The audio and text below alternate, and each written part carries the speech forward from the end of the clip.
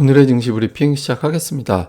오늘 시장에 이제 모처럼 긍정적인 흐름을 보였는데, 이제 내용들을 살펴보면, 그러니까 미국 증시가 일단 올랐죠. 지금 이런 대로 마감이 되면, 나스닥은 이제 8주 만에, 그리고 다우지수는 9주 만에 올라가는 그런 모습을 보이게 되는데, 나스닥이 이제 제가 중요하다라고 말씀드렸던 11,300포인트 부근에서 이제 돌아서면서 11,700까지 올라왔고, 이거는 이제 S&P 500 지수고 이건 다우 지수인데 보시다시피 이 파란색 선, 그러니까 주봉에서 120주선에서 이제 튕겼다가 거기서 올라가는 모습이 나오고 있잖아요. 그러니까 상당히 좀 아슬아슬한 자리였는데 여기서 이제 지지되고 돌아서다 보니까 여기서 더 올라갈지는 알 수 없지만 어쨌든 한숨은 돌린 것 같다. 이런 분위기가 이제 투자자들에게 안도감을 줬고 이제 그런 어떤 한숨을 돌리게끔 만들어낸 재료는 역시 이제 연준의 긴축 강도가 생각보다는 약한 것 같다.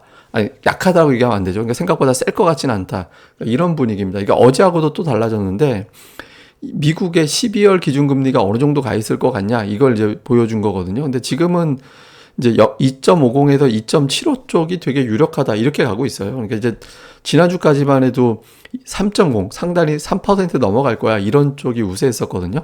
근데 지금 이번 주 들어서는 2.75, 그러니까 지금보다 1.75%포인트 정도 더 올리는 쪽으로 힘이 실린다. 이쪽이 계속해서 이제 확률이 올라가고 있는 상태고, 심지어는 지난주에는 아예 0이었던 2.25에서 2.50도 8.4%로 확률이 생기기 시작했거든요. 그래서 전체적으로 미국의 긴축 강도가 어마어마하게 세지는 않을 것 같다. 그러니까 이런 안도감. 이게 이제 두 가지가 다 됩니다. 경기 침체 걱정하는 건가도 되지만 한편으로는 인플레이션이 정점을 쳤나 보다. 이런 어떤 인식도 나올 수 있거든요. 그래서 이런 부분들이 투자자들을 조금 안도하게 했고, 그 다음에 이제 달러트리라는 종목, 할인해서 파는 이제 그런 매장이 있는 곳이죠. 그러니까 여기 이제 실적이 잘 나오고 예상했던 것보다 더 좋을 것 같다. 이런 식의 보도가 나오니까. 그러니까 이게 인플레이션 때문에 사람들이 싼 데 가서 구매를 하나 보다 이렇게 할 수도 있는데, 메이시스, 그러니까 백화점 관련된 기업도 실적이 잘 나왔잖아요. 그래서 이제 타겟은 좀 부진하지만 다른 곳에서는 실적이 잘 나오고 있다. 그러면 전체적인 어떤 미국의 소비는 합이 괜찮은 걸로 해석이 되는 거잖아요. 그러니까 여기에 대한 어떤 걱정, 이런 부분들이 좀 완화가 돼주면서 이제 투자들이 걱정, 그러니까 긴축 걱정, 소비 걱정, 이런 것들을 좀 덜하게 되면서 시장이 올라갈 수 있는 그런 힘을 만들어줬습니다.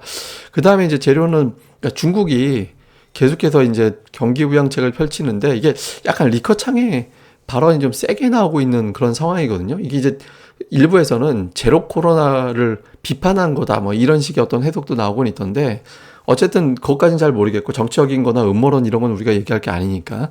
그러니까 추가 부양책이 어쨌든 계속 나올 것 같다. 그러니까 이게 이제 있죠. 그리고 오늘 실제로 상하이의 제조업 공장 가동률, 그다음에 이제 이제 소모량이 70% 80%대까지 올라왔다더라, 이런 내용들도 증권가에 있었잖아요. 그래서 중국의 어떤 부양책과 이제 정상화가 조금씩 진행되고 있다라는 점. 그 다음에 이제 이거는 부정적으로 보면 중국에서 또 발끈한 측면도 없지는 않은데, 어쨌든 블링컨이 그러니까 견제는 할 거다. 근데 이제 극단적인 갈등은 피한다. 이렇게 되면서 약간 일방적으로 패기만 하지는 않는, 그러니까 중국이 엄청나게 반발할 만한 메시지를 던지지는 않았잖아요. 그래서 이게 이제 대만 이슈 이후에 큰 갈등이 된다라면 이것도 주식시장에는 좀 부담이 될 수 있었는데, 이건 나오지는 않았고, 그 다음에 이제 슬슬 이제 저점, 사실 이거 제가 그 새벽 방송에서 미리 말씀드렸던 뉴스였는데, 이제서 우리나라에서 보도가 되더라고요. 어쨌든 시티에서 이제 주식을 매수할 때다, 이렇게 이제 이야기를 하면서 이제 슬슬 이제 저점, 바닥권 이런 어떤 내용들이 부각되고 있거든요. 그래서 이런 것들이 투자자들에게 오늘은 어쨌든 막히더라도 일단 좀 오늘은 올라가도 될 것 같다, 이런 판단을 했던 것 같습니다.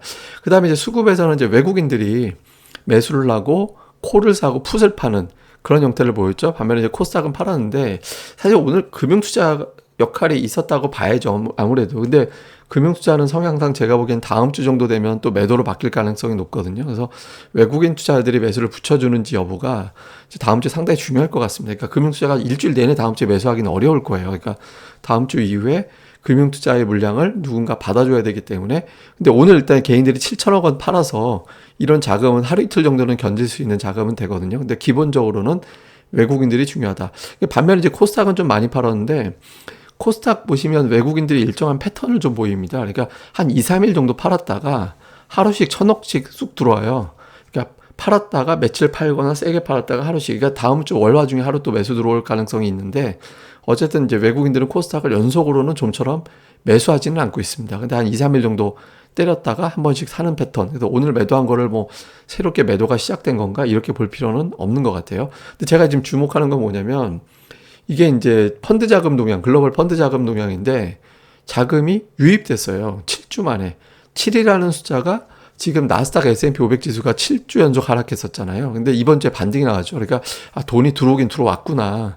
하락을 이용해서 뭔가 걱정을 덜어내면서 좀 돈이 들어오긴 들어왔구나라는 거를 좀 보여주는 거죠. 이게 이제 지속성이 있다면, 그러니까 달러가 약세로 가면서 돈이 들어온 것 같이 보이거든요. 그래서 달러가 계속 약세를 보이고 이제 채권 금리가 안정이 되는지 요거는 좀 잘 봐야 될 것 같습니다. 그래서 이후에 이제 이슈를 보면, 일단 8주 9주 만에 상승 전환한 미국의 3대 지수 한 주 상승하고 끝나면 안 됩니다. 여기서 나스닥 같은 경우는 제가 이제 이번 주에는 무조건 올라가야 되는 주간이라고, 그러니까 11,300 밑으로 내려가면 골치 아픈 상황이기 때문에 이번 주 나스닥은 기본적으로 무조건 올라가야 된다라고 말씀드렸잖아요. 그래서 상승 전환까지 어떻게든 만들어낼 것 같은데, 여기서 한 주에 그치면 안 됩니다. 그러니까 연속적으로 한두 주 정도 더 올라가는 흐름이 나와주는지가 되게 중요하고요. 그 다음에 이제 국제유가가 지금 115달러 언저리까지 왔거든요. 지금 북반구 겨울이잖아요. 사실 난방유 수요가 줄어드는 시점이기 때문에 이게 115달러까지 올라온 거는 상당히 좋은 그림은 아닙니다. 그러니까 이게 이제 또 인플레이션을 자극할 수도 있으니까 이제 국제유가가 여기서 올라가지 않고 멈칫해 주는지 요거 중요하고요. 그다음에 이번 달에, 그러니까 3월과 4월에 외국인들의 평균 순매도가 각각 5조 원씩이었거든요. 근데 지금 1조 원대로 줄어들었어요. 근데 이제 이게 1조 원대로 이제 이대로 진행이 되면, 외국인들의 매도는 환율과 함께 채권 금리 안정과 함께 피크를 쳤구나. 그러니까 이런 어떤 정서들이 나올 수 있거든요. 그러면 이제 또 다른 외국인들은 좀 대기하고 있다가 매수가 붙을 수도 있는 거고. 그러니까 뭐 하루 정도 세게 매도가 나왔었는데, 이 매도가 강약 이게 아니라 그냥 쭉 약으로만 진행되고 산발적으로 매수를 붙고, 그러니까 약 매수, 양매수 이런 사이클로 바뀌게 되는지 요걸 좀 봐야 될 것 같습니다. 그다음에 오늘 특징은 이제 곡물, 뭐 러시아가 이제 뭐 우크라이나 곡물 관련해서 좀 뭐라고 한 보도들이 있었죠. 그다음에 이제 금리라든가 이런 거 이슈가 있어서 이제 보험, 다음에 이제 화학업종, 다음에 테마에선 3D 프린터인데, 이건 또 이제 원전 관련해서 이제 3D 프린터로 제품을 생산한다 이런 보도가 나와서 올라갔는데, 사실 구도가 썩 좋지는 않았습니다. 근데 이제 여기에 이제 하이닉스가 좀 올라가긴 했는데, 결국엔 제가 계속 말씀드리지만 굵직한 대형 수출주 하이닉스뿐만 아니라 이제 자동차 이쪽에도 반응이 나오는지가 되게 중요합니다. 그리고 하이닉스는 제가 이제 어제 차트를 직접 보여드렸듯이 이게 달러 차트로, 삼성전자는 이제 익숙하실 거예요. 제가 보여드렸으니까. 근데 하이닉스도 어저께 200선까지 왔었거든요. 달러 기준으로 주봉상 200선이 굉장히 중요한 어떤 역할을 했다라는 걸 딱 봐도 알 수 있잖아요. 여기서 이제 결국엔 오늘 꼬리 달고 확 올려버렸어요. 어제 저기 이제 가 있었는데 위치가, 이거 다시 보면 안 되죠. 그러니까 다음 주에는 양봉으로 돌리는, 그러니까 환율 오늘 되게 많이 빠졌는데 그 덕에 이제 달러로 변환했을 때 많이 올라간 거였거든요. 다음 주 환율은 안정되고 하이닉스는 더 올라가고 이런 구도가 돼야지 조금 더 안도가 될 수 있습니다. 요거 좀 주목해 봐야 되고요. 마지막으로는 이제 미국 차트 하나 제가 소개를 해드리겠는데, 이거 뭐냐면 미국의 이제 경영진, 뭐 임원들, 뭐 이런 내부자들이 있잖아요.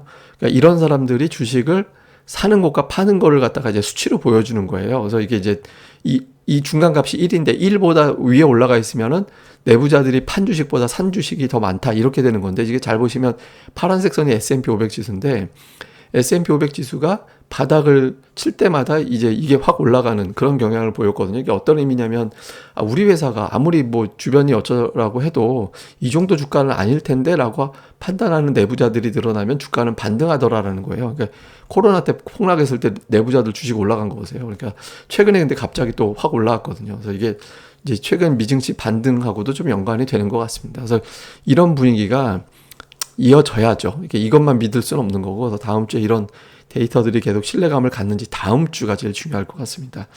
예, 그럼 또 오늘 하루 또 잘 보내시고요. 저는 또 다음에 뵙겠습니다. 그리고 구독하기 꼭 부탁을 드립니다. 감사합니다.